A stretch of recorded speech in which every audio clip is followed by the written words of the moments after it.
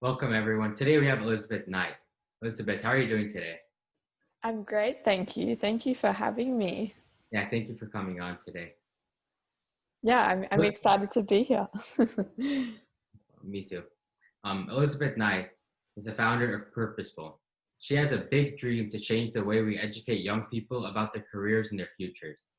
She's on a mission to change the face of education in the place she lives so that it empowers her generation and those to come with the mindset they require to create the best and most fulfilling futures for themselves. She founded Purposeful, a social enterprise providing young people with a structured way of finding their passions and their purpose so that they can wake up feeling confident, motivated, and excited about their future.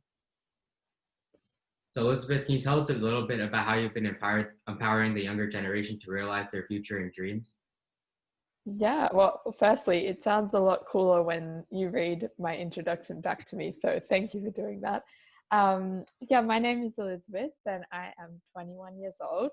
So that puts me firmly in Generation Z. And I guess that's really where my passion for empowering young people came from, was that I felt when I left school that even though on paper I had ticked all the boxes that the education system kind of asked of us. I had really good grades, I had a full scholarship to university, and I could do whatever I wanted. And I say that not like to brag, but to demonstrate that I had it all going for me. But I still had no idea what I wanted to do. I was completely directionless, as every other young person experiences that. And when I transitioned into university, I found that really difficult and underwhelming because it wasn't like what I expected, and I wasn't passionate about what I was doing, and I just had no idea how to figure out what I actually wanted to do. So that's where Purposeful came from, and was meeting that need that I think is huge. And I'm sure that I've met people all over the globe that experience that very problem. And so yeah, ever since I have been working on that, and through the programs and talks and workshops and different things that I do, get to talk to young people about what they really want to be one day, all the time. And I've also been really involved in organizations helping young entrepreneurs as well, which is, of course, in part why I decided to become one, because I think that once you sort of find your purpose, entrepreneurship is like a super cool way of spinning that purpose out into a career, and giving you the autonomy to actually create a sustainable future from what it is that you really love. So those are kind of my two passion projects, I guess. And yeah, I'm always keen to help anybody across both of those areas. So yeah, that's me. Yeah, it's really cool. And you certainly had a very extensive career. You've done a lot of things. You've met many people. How has it been? How has it been? Has it been challenging working with children from so many different generations? Yeah. Yeah, that's a good question. I think it is challenging, but what you sort of discover, I think, as well, is that so many of the problems are the same, and a lot of the problems that young people face, let's say 17, 18, when they're heading out of school for the first time, are the same ones that adults then face 20 years down the track when they kind of have a midlife crisis, or decide that the job they worked in for the last 15 years isn't for them. So and similarly, when you're 14 or 15, and just, at least in Australia, that's sort of when you pick your subjects for your grade 11 and 12, and that's as overwhelming as both of those other experiences. So like, I think more often than not I see patterns, and it is all about understanding, like, okay, well, what does a 15-year-old need that's different to a 35-year-old? A 15-year-old needs a lot more inspiration and hope and exposure to actually what's out there, right? Because you don't get much of that in school. Whereas someone who's, say, like 25, they maybe don't need as much exposure, but they do need a much clearer understanding of who they are. And yeah, so the challenges are like always there, because young people are sometimes hard to work with, but I am a young person, so I fully appreciate that. But I've come to really like value all the things that make young people so great. And I think, you know, our passion and emotion and short-term thinking in some ways, like all of those things are really positive in my eyes. So yeah, I try to look at the positive for sure. Yeah, very cool. And looking back at previous generations, do you think we can bridge the communication barriers that we have between with them? Hmm. Yeah, another great question. Well, I did a presentation actually earlier this week about Meet Generation Z, which was to a bunch of corporate execs. And I think that when I was trying to talk about this stuff and like the real value that young people can bring into the workforce, I know that's something you're passionate about too. They're a lot more receptive to it now than they were even 6 or 12 months ago. And we are in this time of really incredible change, and that's exciting for me because I think it means that people are more open to conversations they weren't open to before. So like for the first time, businesses and educational institutions are actually having to go, whoa, like we might need to listen to someone other than just the people in this room, right? And that's where I think like things like this are really important, because we're then the advocates to say the young people are here, like they need to be part of this conversation and actually coming up with the solutions. So I think that communication between generations there's more opportunities for it.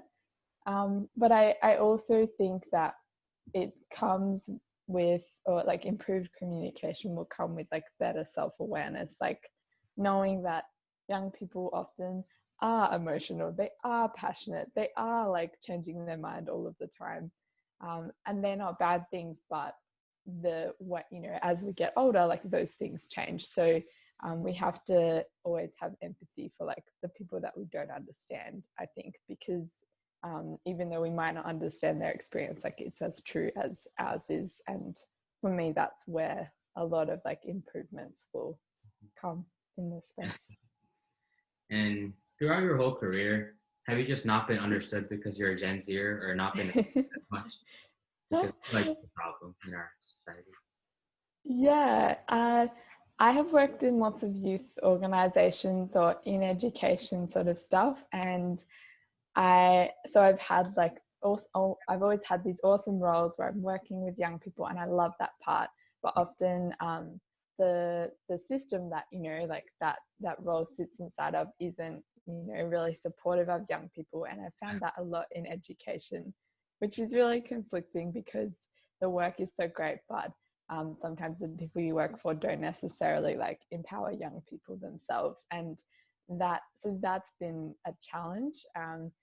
And I do think that I had lots of those experiences that were really negative, but early on in my life, and that's made me be able to communicate like my own value and worth. And I think the sooner you can do that as a young person, the better, because we are all worth something. Like we young people often have this imposter syndrome where they think, you know, you need 20 years experience before you can have an opinion. I disagree with that. So that's an opinion right there. But I think, yeah, the sooner you can talk about like what the value you can bring to the table and understand that, the better, because it's all a confidence game, right?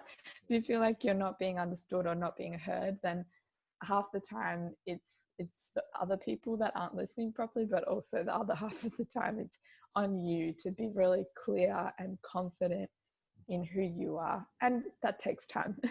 So yeah, that I do think that's really important. Yeah. And during our current times, the crisis we're going through right now, how do you think COVID has affected Gen Z positively and negatively? Mm. I know it's impacted them in multiple ways. It's really complicated, right?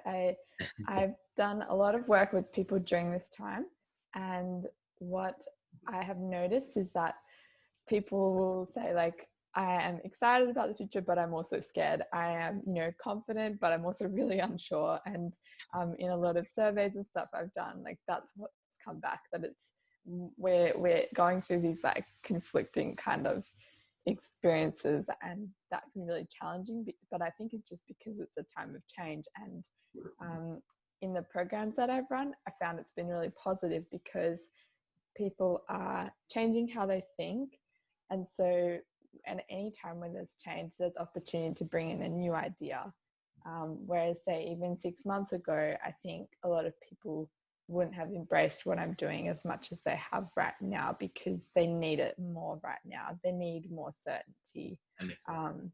It's been negative though too for so many, and I've been really fortunate and privileged in my circumstance. Like I just moved out of home before COVID hit, so I was kind of riding the wave of like being independent, and it didn't. And I actually really benefited from having more time on my own because I'd been busy prior to that. But I know for a lot of people, like they were, in completely less than ideal circumstances that whole time. And I can only imagine the effect it's had on people's mental health would be massive. And we'll discover that a lot more, I think, in the coming few months and years. So. Yeah, sure. And you seem like a great speaker, and I know like you're interested in public speaking as well. What sparked your interest in that? Yeah, that's a cool question. I never think of myself as a public speaker, but I do a lot of it. Yeah. I think that a big part of my experience was like not being heard and not feeling like I was, communicating enough to have people understand me. And what I found with public speaking is that anyone can do it. And in that moment you have a captive audience, right? You've got an opportunity where they're not paying attention to anything else, like it's just what you're about to say. And that was really powerful for me. So even though I didn't necessarily love it, like I was as nervous as anybody would be doing it, I found that it was such a powerful way as a young person to get people's attention, because a lot of young people don't do it, right? Or like not in the way that I started doing it. And that's what's driven me even now, because in that moment you have, a full, whether it's 10, 15, 20 minutes or an hour, it's all you. And very few of us get the opportunity, like in the workforce or in uni and that kind of thing, to have that kind of audience. I found it really powerful, and it was a really great way to get my message across. And yeah, and once you put yourself out there too, I think what's exciting is that you get really cool opportunities will start to bounce back to you if you're being your authentic self. And every time I did talks, that was always the case, that even if 50 of the people weren't paying attention, one person was, and they were really worth the effort. So yeah. And that definitely makes sense. And just like you, there's many people around me that I know that have a lot of accomplishments, a lot of great thoughts to share, but they're just too scared. They're scared of public. Yeah. They don't know the platform. What's your advice to people like that? Or just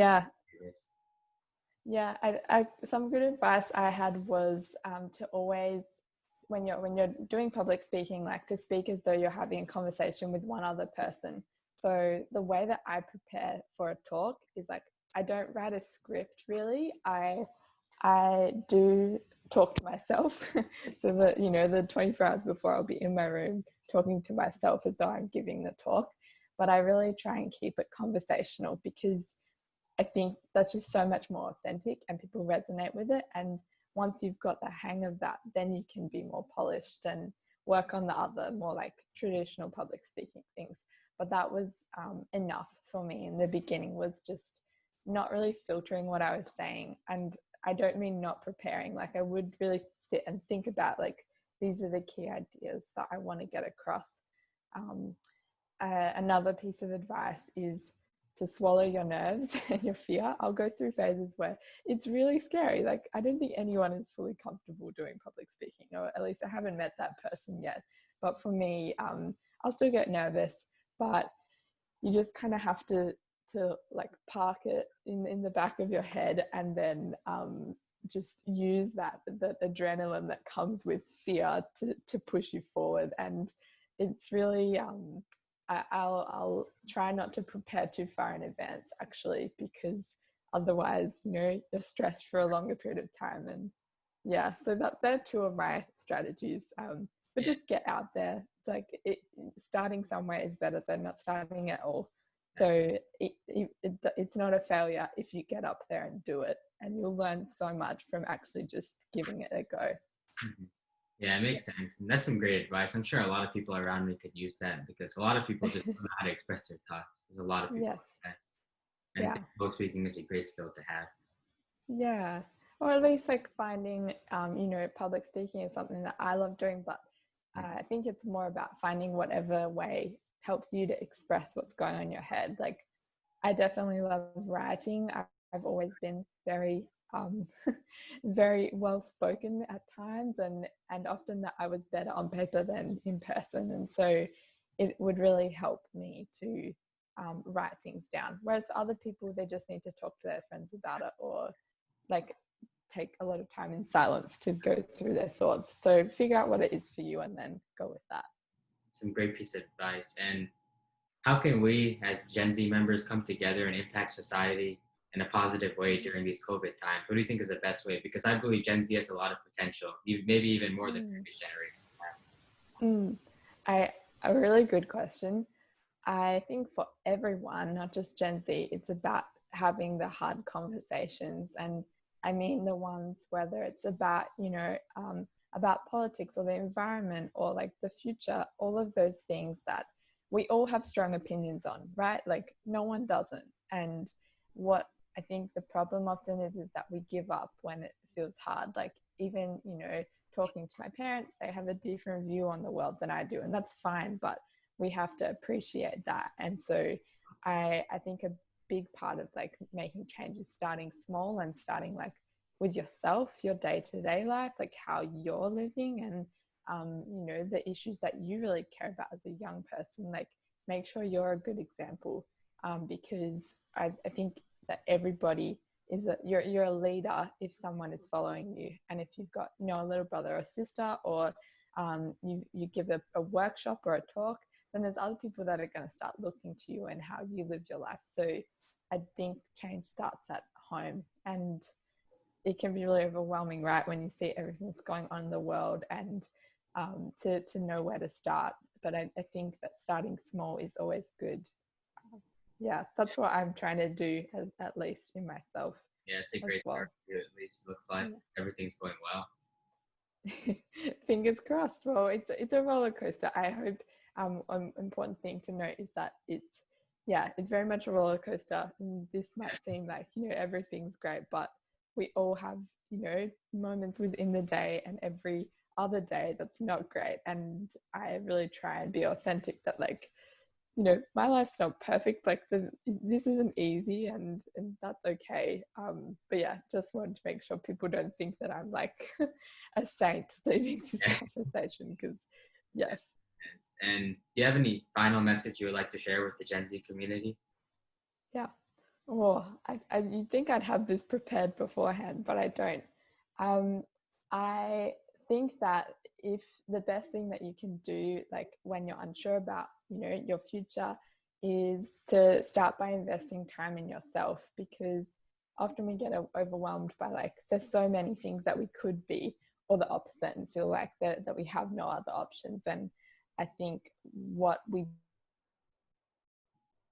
many of us don't do is like actually take the time out of our crazy busy lives and the paths that have been mapped out for us to actually think about who we want to become at the end of all this.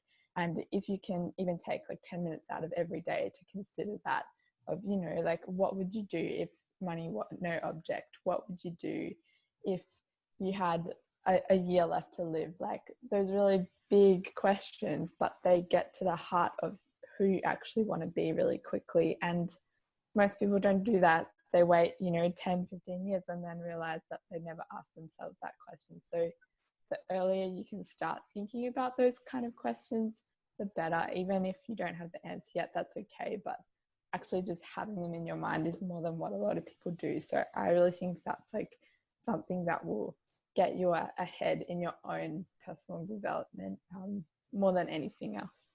Yeah, that's some great advice, and I can definitely use that myself as I'm going to. So, yeah, that's some Oh, great advice. well, I hope so. And I just try and offload as much of my own experiences as I can, so that, out there doing something good for someone else, not just in my head, which I'm sure is exactly why you started this, Yeah, this talk.